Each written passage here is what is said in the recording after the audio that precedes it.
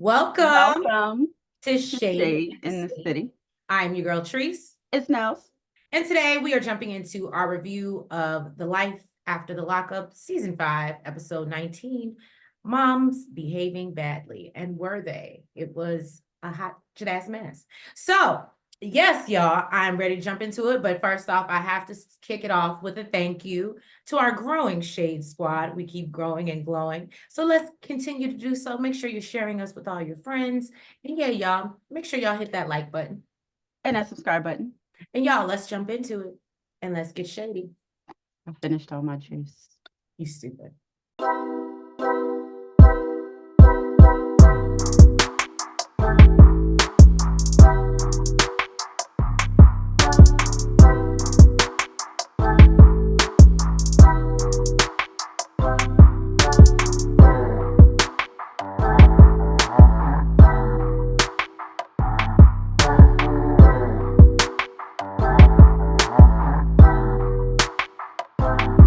Before we get any comments, because Nellz has already pointed it out, I did not attend Howard, okay?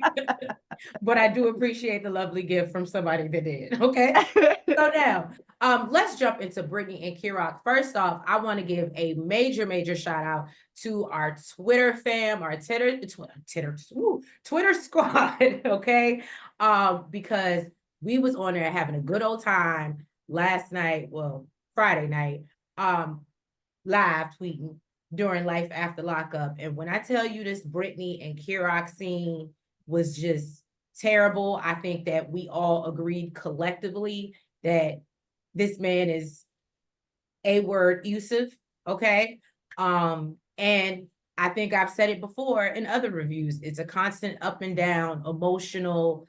It's not cute. It's not cute. But let's jump into it because you know I'm a digging at it. So I feel like you've seen this even back when he was locked up. Right. So Kerok is nervous about meeting Britney's grandmother. You know, it's always an excuse, right, for bad behavior. So he's hopeful that no, because I know I need the Shade fan right now. because I feel like he says that before anytime he does anything. Oh, I was just nervous. Get the fuck out of here. So he's hopeful. And has anybody noticed where the other Yusuf friend is at that was following her? We ain't seen him since Kerok got out. The one that was getting her. Yeah. Right. I forgot all Anyway, about him. I guess since he's out to do it, he no longer needs him. But anyway, so he's hopeful that, you know, if her grandmother says good things about him, that her mom will like him. So he starts discussing her mom and the reasons or the many reasons why he feels that she doesn't like him. I'm not even going to go, if y'all watched it, you already know where we're going with this. I'm not even going to get into it because, like Britney, I don't feel like we need to paint a picture of these people if it isn't true and put that on them if that's not true. And I don't like that he continues to push this narrative that her family is racist. So I'm not gonna go into that. But that's basically what he's hinting at. And he did it before with her dad, and I didn't like it. So Britney gets triggered. Okay, starts to straight lose it. Basically, she's like, "Stop filming, cameras, get out." He's like, "I don't understand, Britney. Why are you so upset? Why?" She actually warned him. She was like, and production, y'all keep on going with this. Right. I'm not gonna film. Right. And basically she makes it clear, you know what? My family don't even support me. But the fact that, and this is, in my opinion, as immature as she can be sometimes, this goes to show her level of maturity. What I'm not going to do is disrespect the people that made sure I ate, had money on my books, had the things that I needed, even if they didn't agree with my lifestyle and my choices. So I'm with her on that. And so basically she's like, you're going to stop pushing this narrative about my parents. We're not even going to talk about my parents. My parents don't even like me. You know, you need to get over it. I've explained this to you, only for Kerok to make it about him and say, oh, well, you should have just told me that. And then he goes into this whole religious squabble. And I'm like, she's told you this more than once. She told you when you tried it with her father. And yet you still continue to bring this up on camera. And if I was Britney, I would have just been done. But, you know, of course, he comes, apologizes in true Kerok fashion. And I'm just over it. I hope they both get therapy separately, and she realizes that she probably don't need to be with him. But hey, if you want to say they can get it collectively, fine. But they both need therapy Really, all he separately. needed to do was tell her there's no chance in hell that he's having a kid, and I didn't. And everything else that happened is completely out. She ain't gonna give a damn. She gonna Right. pack her stuff and go. Now, It's Nell's favorite. on to the next. Ah, so backwards. I did it backwards. So backwards. And then the fact that you held it open too. You like so proud of what you did. But what they say, bless her heart. So, yes, Chance and Tayler.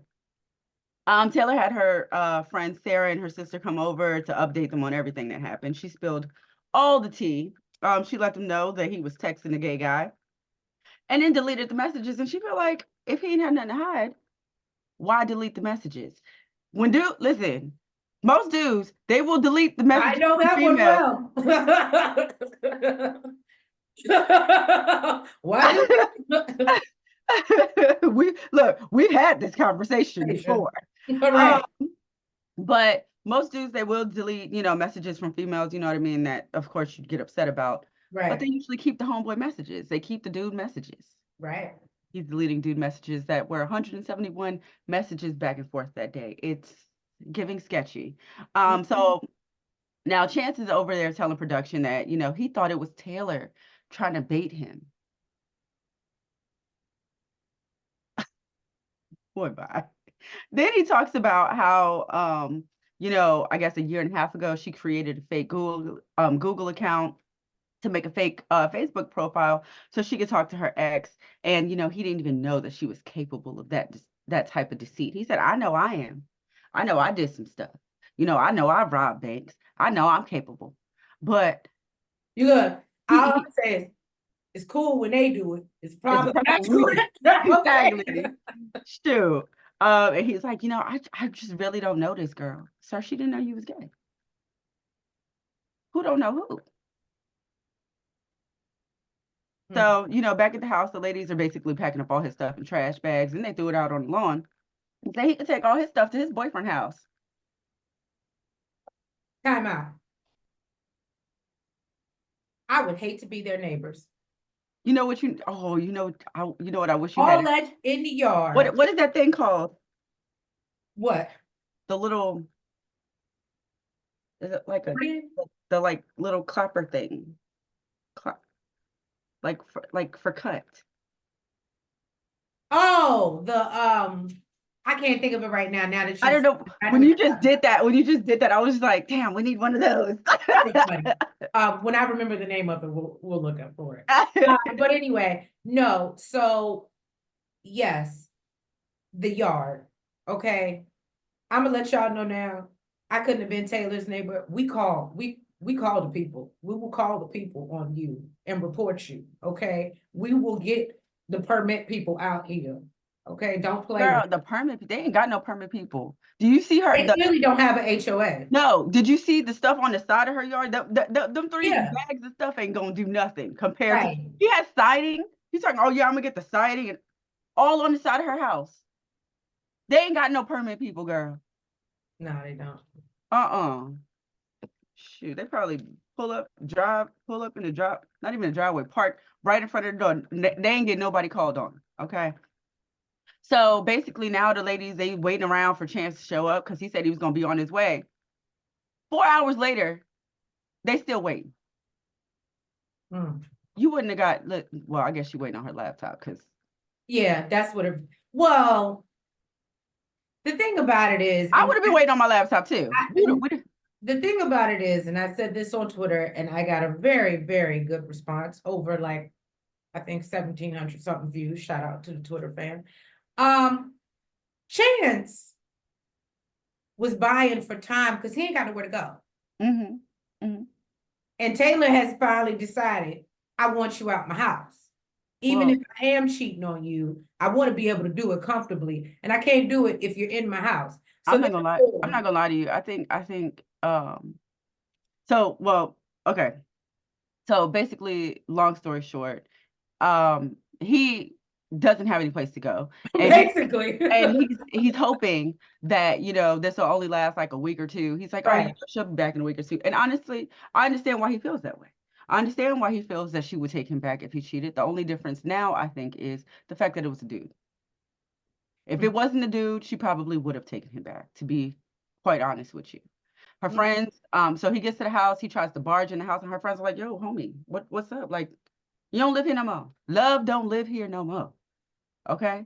Don't be coming up in the house like that. And he's all scared. What you gotta do it in here? Da, da, da, da. But then he tries to act like, I was, no disrespect and all this other stuff. He done threw the girl's laptop on the lawn. Cause first of all, your stuff is in trash bags. Okay. That was a clear sign. I don't want you in my house. And ain't nothing in there breakable. Don't be throwing on the lawn. Okay. You're lucky you ain't coming back to it in the grill. Look, he wouldn't have been able to come back to my house. But I guess no, because she has to evict him. Why she got a victim? You didn't hear what he said? I heard what he He's said. been living there. So if he's been living there longer than 30, You got to be able to prove it.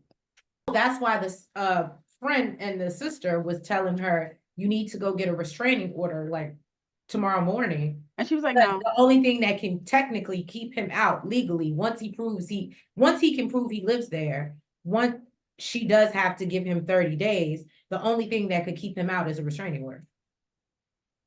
And she said she didn't want to do that because of her kid. I don't want to be the one keeping him away from his child. And they're like, you're protecting them kids.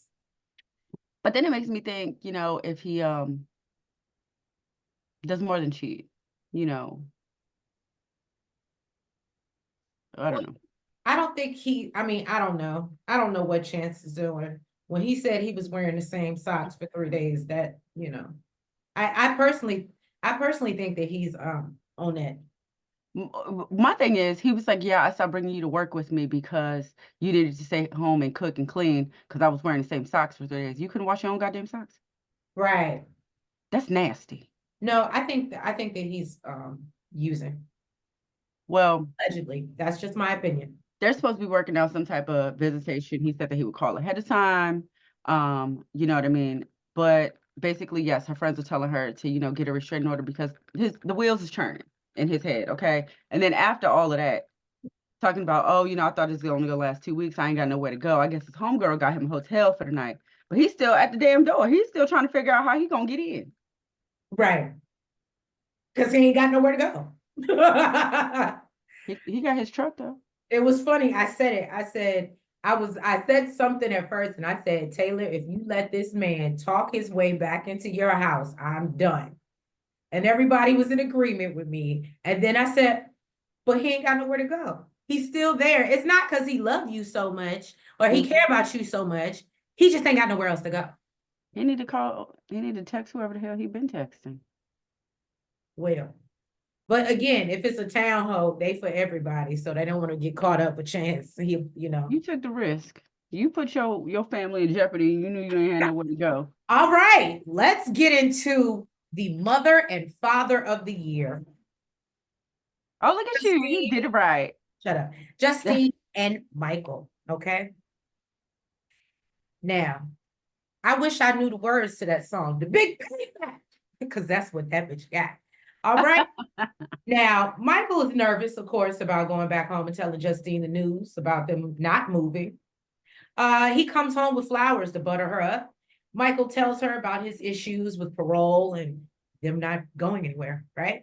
But so Justine is clearly upset and explains that she now doesn't have a doctor, doesn't know where she's going to have the C-section in this baby. You know what? That would have been it for me. Especially as far along as she is, that would have been it for me. But mind you, all their stuff is now packed up in boxes. So she's like, where are we supposed to go? We have a $4,000 mortgage in Vegas. And now he wants we to have to extend the stay lease here for what could be almost 3 to 4 months. So he's like, just do a 6-month lease, just talk to the landlord. See, like that, when you make it's like that, don't tell me to do anything.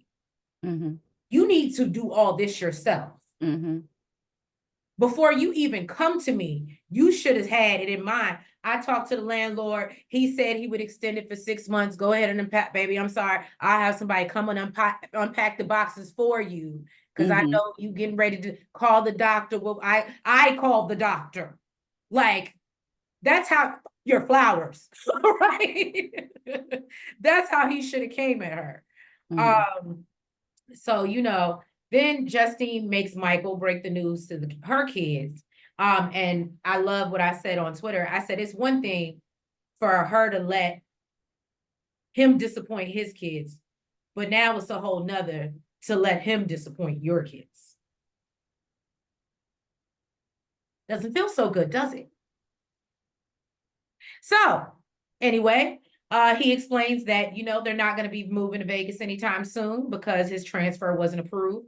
Her daughter is asking all the hard questions. I was here for her. This one. She was not. She was pissed. I said, you know what? Now that mouth is doing something. I can appreciate it. And basically, he tells them it might take 90 days for the approval. So even the little kids are confused as to why they packed so early if they didn't know for sure. And I was like, inquiring minds want to know, Michael. Why? So, Houseway. So he tries to explain that he's still under the control of the state, and basically he's not a free man, really, even though he's free. And so the daughter asked her mother how she feels. I love when Mike was like, no, and she was like, no. I was talking to her, the person that's carrying the baby. I said, you better. Look, her mom was like, whoa. She was like, no, because I was like, oh. And so she's like, I'm the one concerned because this house is now not ready to bring a new baby home. And so he admits that he probably should have told her before she canceled all the doctor's appointments. She was like, so you knew? Right. And then, the son is like, I'm just disappointed. And he comes over and gives him a hug. And then she tells him to go unpack, but not too much because they don't even know if they can stay there. I hate to call it karma, because I would never wish that on anybody, especially a pregnant woman. But you know what? The way you were so quick and didn't mind breaking his kids' hearts, well. He did offer to let them go without him. She said, I think I would have did it. I think I would have too, especially. And you can get a travel pass for her. She says it's for his music career, and I do believe a part of that. But her daughter is going to school. And she's going to college in Vegas. That's what it is. It's a win-win for the both of them. I think he initially brought up he had a show or something to do out there, and he initially brought it up. And then I think also her daughter was looking to go to college in Vegas. So now it's just like a win-win for the both of them. She'll be closer to her daughter, and he gets to continue his career over there. Right. But I would have did it, and I'd have been like, listen. But I also get her, no, you're not gonna be sitting over here chilling by yourself while I got a new baby in the house and all these other kids. A C-section is not a game. Okay, and just like you were planning to come back and forth with your kids, you can do it now for your wife. True. Yeah, I would have went. Everything is packed up. He doesn't have to have a travel pass every time he leaves, though? You plan to do it when you come in to visit your kids? I don't know. I'm just wondering because. But yeah, he's gonna have if he can't get the transfer paperwork right, him getting past his ever so often, he don't seem like he's. You know what though? For me, I know me personally. Listen, I know when I was pregnant. Me personally, when I was pregnant, my main focus was my baby. Yes, right. I had a husband, whatever, but especially when you super pregnant, yeah, focus it. So you don't really care about nobody else. I wouldn't have. I don't think I really would have gave a damn. I would have went. I'd have went. I would have wanted to get my baby's room ready, get her, everything prepared. So honestly, and if you're already paying for it over there, you might as well be living in it. They already have to cancel the movers. That I would have just moved. I would have went. I agree with you. So I don't think I would have. I would have left his ass behind and be like, "You're just gonna have to fill it." Yeah. So, make sure you get a travel pass for around the time I'm supposed to get. Well, actually, it's going to be scheduled C-section, so Right. you will be there for the birth. So Don't that up. exactly, and maybe you can stay for a little while. I don't know with the travel pass, you can stay for a little while after I have the baby, but yeah, I would have definitely still went. I'm gonna get the kids registered at school, do what I need to do, Right. rather than trying to backtrack and Having them yeah, I agree with you. I agree with you. Especially that's what I'm saying. When I made that statement on Twitter, because okay, you're gonna be stupid. What I'm not gonna let you do is disappoint my kids. mm-hmm, I would have still took me and my kids, mm-hmm, and you would have stayed over here. I wouldn't have let you disappoint my kids. mm-hmm. Yeah. So next up is Melissa and Louie. So Melissa and Louie, they're out having some smoothies. I'm done with Talking. these fake pregnancy storylines in these shows. It's just not I giving. don't. It's not just them though. I don't see why they act like it's so hard to go to Walgreens or CVS and go get a damn pregnancy test. I don't know. I don't know. It's less than $20. If you want to know for sure, go buy one. And It was allegedly, I it was heard she it was already has probably cheaper kids. than your damn smoothies. Right. And I heard allegedly she already has kids. So it's not like she may not know what being pregnant feels like. My kids. Melissa, I heard allegedly she already has kids. That they aren't on the show, but allegedly I heard that's just what I heard. Allegedly. That she has like older, Like grown. not grown, but like older, like 10, 11, like, I wonder if that's why she was saying ain't no space. right, So I'm like, it's just y'all two. right. You wouldn't even mention that you have kids though. That's just what I heard, allegedly. Correct me That's if I'm weird. wrong. Correct me if I'm wrong, Shade Squad in the comments. That's just a little birdie and it was chirping and my ear beads to the YouTube Your street. whole family acting like you ain't got. I mean, that's weird. That's super weird. Anyway, so they're talking about how the housewarming went. They really think that it went great and think that really what it took was some patience. So, he says that that's what their relationship has been about was communication. And he mentions this, she knows she has something to reveal. And she says she's feeling super guilty because she hasn't communicated about the surgery. So she let him know that she went for a consultation while he was at probation and scheduled the surgery. And he's confused as to why she didn't tell him. And, he was like, wasn't it you that was talking about making decisions without me? And now Mhm. look at you. So he also reminds her that, he's on probation and needs permission to leave the state of Jersey in order to even go to Manhattan where she's going to be having the surgery. So he has to get a travel pass. She's like, okay, we'll get one. And he's like, yeah, it's just not that easy. Right. I can't just, you know, go pick one up. Okay. Like that's what I was saying with Michael. But I think that he can like let them know like it's for visitation with his kids and like have it pre-scheduled. Got it. I'm thinking, because it's not a one time Oh, type. by the way, Shade Squad, I'm listening to her. I'm just sending the picture of Melissa's new nose so I remember to put it in the video when I edit. So y'all can see it.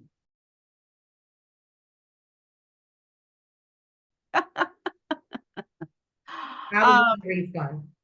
so she kind of makes it seem like, it's really not a big deal. She's like, I'm not used to that sort of thing. He was like, okay, well, you need to get used to it because I'm here now. And that's my life, basically. So then she reveals that she has to take a pregnancy test the morning of the surgery. And if she's pregnant, she won't be allowed to do it. And he doesn't really see what the issue is. He's like, okay. He's like, why are you telling me this? Like it's even a thing. And she's like, well, because we would like rabbits. And here's my thing. This is one thing that doesn't make sense. And I didn't say this, but I did see a comment on Twitter. If you complain, the man is not stable, you're paying for everything. Why are you letting him shoot up the club?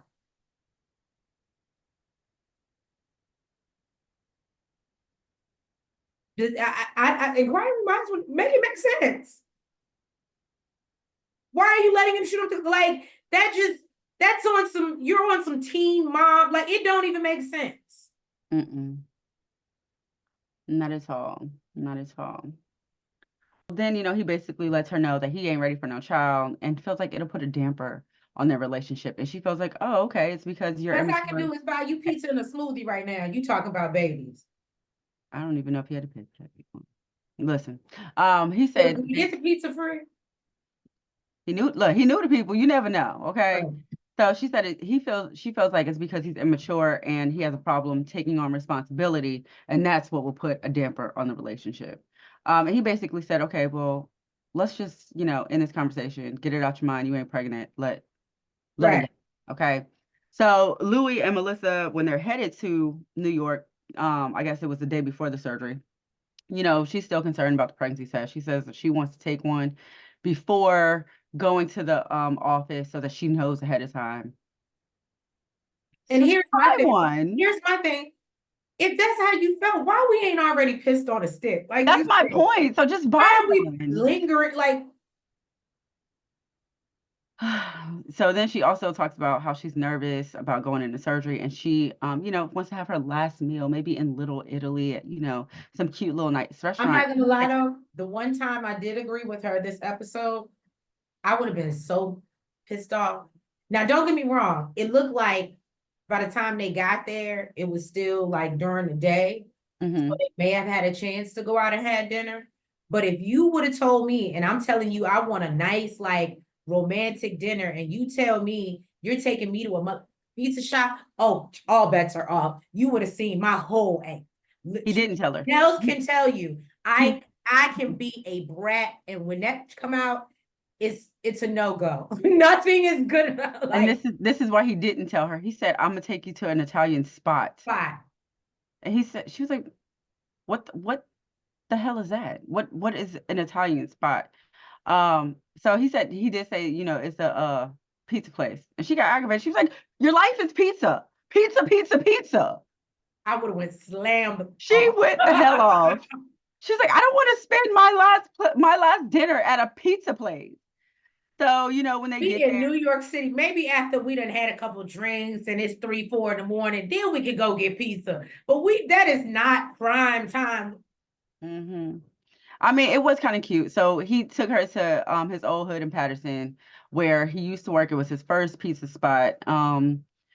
Introduced her to the owner, who was his first boss, and taught him how to make pizza. So it was cute, like, learning the history or whatever. But we could have just stopped in there and seen him. We ain't had to sit down, eat, and do some more That's stuff. why I said maybe there is some plans for dinner because it was still like daylight, like like But maybe then, it could have just been lunch. so then, he takes her to the back, shows her, how he can flip dough and everything and makes them a pizza, and then sits her down and lets her know Has that she seen? I guess has she seen? I feel like she's seen him do that before. I don't think so. Oh, Um, so then he sits her down and lets her know that he found a job up the street from the house, making pizza. And here we go. Pizza, pizza, pizza. Okay. So she's like, oh, okay. So you got something that I didn't. what? I thought he said he was going to be working there at No, that. no, no. Oh, okay. No. It's up the street from their house. Oh, And she feels like this is just a stupid ass idea. She's like, dude, but why? But why? So he feels like it's gonna do until the next thing comes in. She's like, you're gonna spend the next 20 years in a damn pizza shop. Basically saying that he's gonna get complacent. complacent and not want to go nowhere, which is So possible. So she's nervous that, she's basically dating like some kid who's like 17 years old, working at a pizza shop, hardly not making nothing. And he just feels that she's never satisfied with anything. She's just never happy. and she wants to make sure her nose job is paid for now. Well, it is now, but Oh, also because she can't afford the bigger place by herself.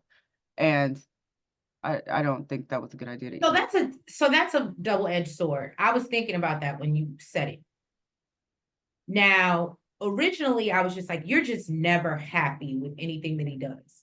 Mm-hmm. And I could, because I've had the bum that would just rather sit at home. Um, I can appreciate you wanting to do something Mm-hmm. to bring some type of income in. However, I do understand how when you start doing one thing, it is easier to forget or become complacent and But forget. you can also get complacent sitting on the couch at home too. Right. So I and can not bringing anything in. So I so don't know. It's kind of a, I don't so know. I can appreciate the fact because listen, even if he ain't making nothing or like hardly nothing, at least it could help for something. It could help with groceries. It could help with something. Right. Okay. And now if she got all these grown kids, you need some help. Okay. So I can appreciate the fact that he has something.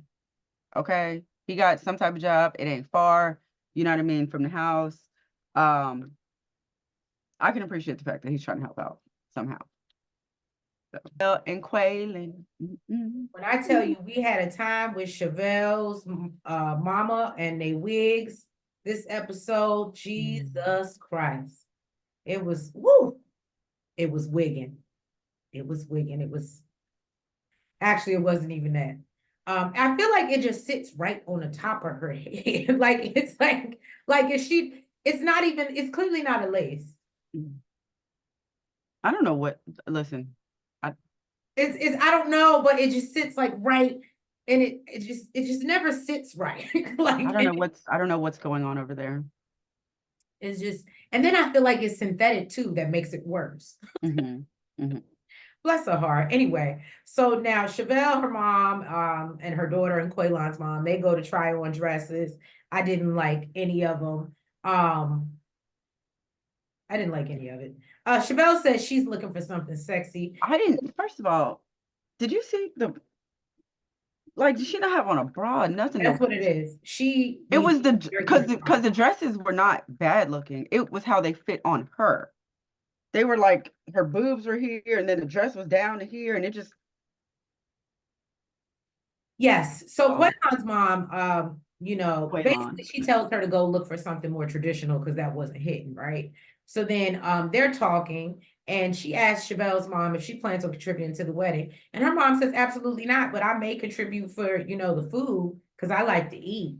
And so she's like, that's the only thing you're going to do, like as the, bride's mother. And she's like, how do you think Chevelle will receive that? And she's just like, oh, well. And she's like, well, what are you bringing to the table? And she's like, well, ma'am, usually that is the bride's family's job, but I will help out as I She can. said she said a little. She said a little bit. A little bit, but I can appreciate that answer though. At least you're saying you'll help out. The mom is just like, I don't give a damn, and I don't. And I mean, What I thought was funny was she said, tradition says, look, but and then she look, tells her, her mom said, she said, I've been that's the only contributing for tradition 30, you want to 40 years. I'm good to go. follow. After she comes out in the second dress, which looks a tiny bit better, but not, she says yes to the dress. And then they go to this bridal shower that they've planned. And she's talking to Quaylon's mom, and she's like, we've been through a lot and we've come a long way. And, they kind of have a heart to heart. And she asked her if she, do you really think that you and Quaylon are ready to do this? And she's like, yeah, all we can do is try, right? Okay. So she's like, well, fine. And, it seems like her and the sister and the mom seem to be having a bonding experience. And then when she goes to talk to her side of the family, they're like, girl, you sure you want to do this? You sure you ready? And she's like, yeah. And then her mom was like, I think she's ready, but I don't think Quaylon ready. All he want to do is, cheat. He's been locked up for 12 years. I don't think he reform. I think he needs some more time, to get that out his system. So then obviously Chevelle is like, look, I'm done with the negativity. You've made every event about you versus about me, my day, my happiness, and I'm over it. And Mhm. so they start to, have words at the bridal shower. That's why I said it was real ratchet. And then Quaylon's mom comes over and then she's like, oh, girl, don't let her upset you on your day. Like what people are supposed to say to you when people are being ignorant and ratchet in nice, classy, it's supposed to be classy situations. So, and then her mama, being real ratchet, is like, don't you come and try to comfort my daughter. That's my child. How dare you? And it was just, and then they start to exchange words in the middle of, the whole little bridal shower. And I was like, this girl just can't get a moment. Hopefully on her wedding day, she can have that day. But, you know, and that was pretty much Chevelle and Quaylon and their wigs. Is Lindsey and Blaine. So Lindsey is about to walk out the house, and Blaine is like, girl, I need to talk to you. I need to talk to you. Always coming to me talking about how I wait to the last minute, I procrastinate, and I need to talk to you. Okay. So she's like, boy, what is it? What do you want? Okay. And he said, I'm happy having a family and, our life and stuff like that, but I've been depressed. I've been going through some things. Okay. So he said he went to the doctor. They spoke about his past medical history. He said, she gave me a medical marijuana card. I decided I need to smoke some weed. I need to smoke legally. Yeah. Okay, legally. That's the She's best way to like, do it. that's a horrible idea. What the hell are you thinking? She's like, we're both sober. They're already pinching pennies. And she like, I ain't even close to the 20,000. And you think it's gonna be cool to go out here and spend I money? love how she was like, how are we gonna afford it? I said, but you don't nobody sell dimes, 20 bags. No. I guess not medical, no, but no, period. Don't nobody sell no dimes no more. You gotta know the right people. So The right people. You're so stupid. But no, definitely not medical marijuana. No. So, he feels like, this is a temporary solution. So she's like, what's up with meth? So should we buy that too? Yeah, too. She has some valid points. Yeah. Okay. But she let him know that, she gonna give it some thought. All right. She gonna think about it. But really, she don't know what the hell he thinking. Okay. So then Lindsey basically says she feels like this is like a loophole for him to just get high. And that's why he mentioned it. He wants to do it legally. But she don't really. Now, here's my thing.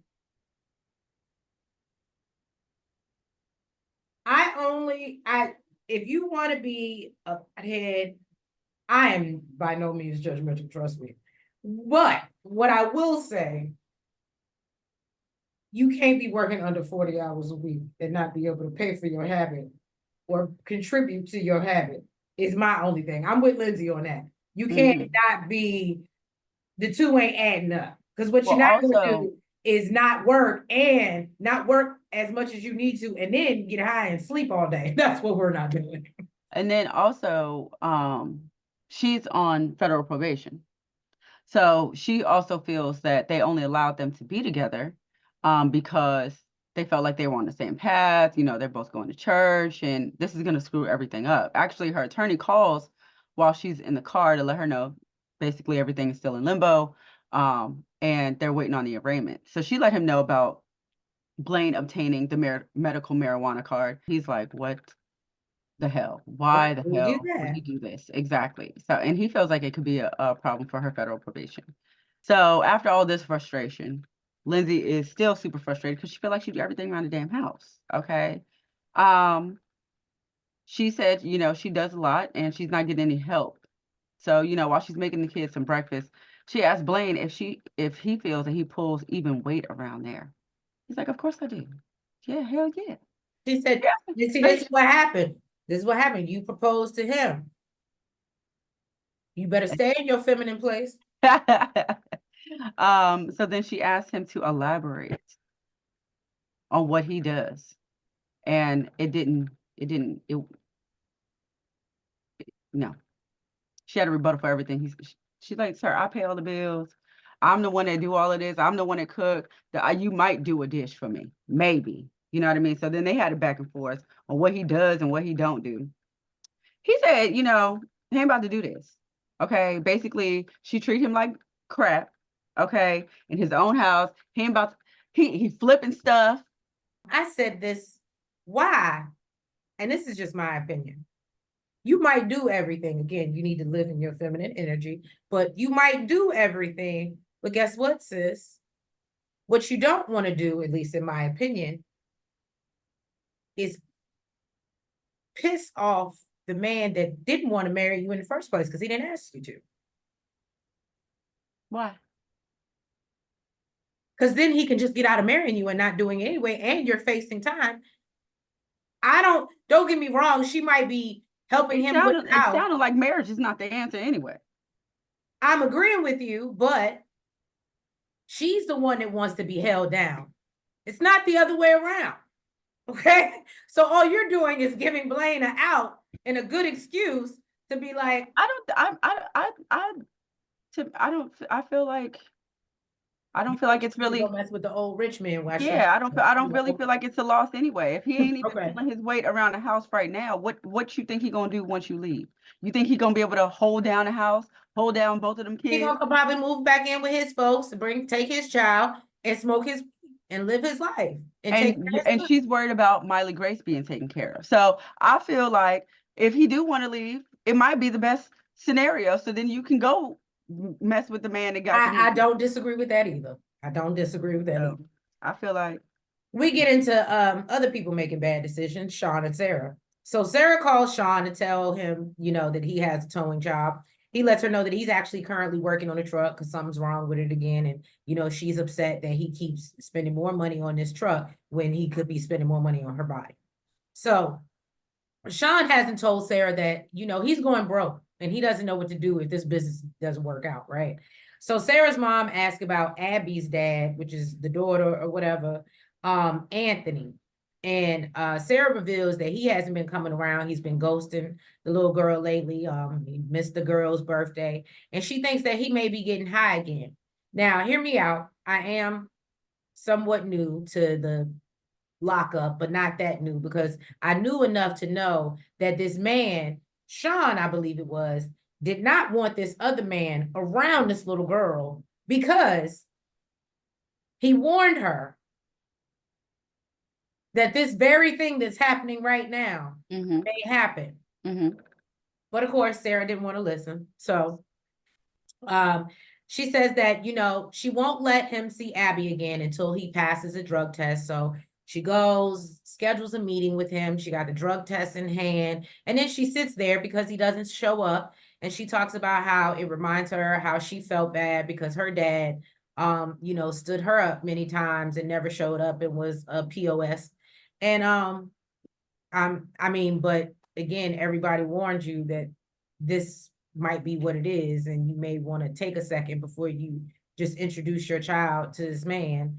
In her defense, I think she did. I think she they were She did ask communicating. about her dad. No. I think that her and Anthony were communicating for a while before she brought him around the daughter. I don't think he just hit her up and was like, "Hey, I want to see my daughter," and she was like, "Okay."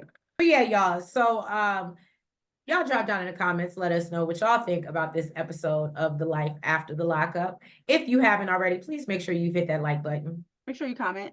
You subscribe. And hit the notification bell. And make sure you're following us on all the platforms, the TikTok, the Twitter, the Facebook, and the IG.